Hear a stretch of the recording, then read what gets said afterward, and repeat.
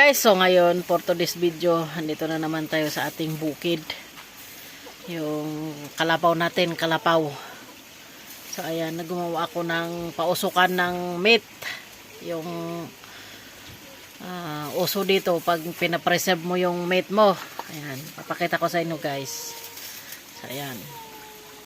Ito yung aluminum foil lang ito, aluminum foil ito. Tapos sa ilalim niyan merong mga baga. Ayan guys, so umuusok siya po. Nakadiretso siya guys dito sa taas.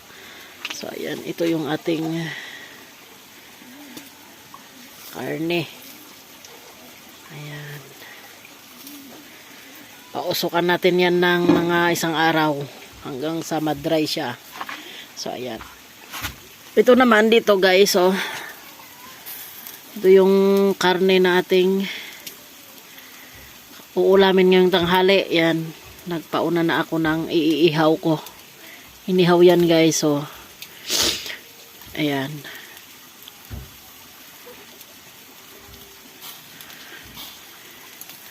Ayan ang aming pananghalian. Tapos yung sa taas, ipapreserve pa yun.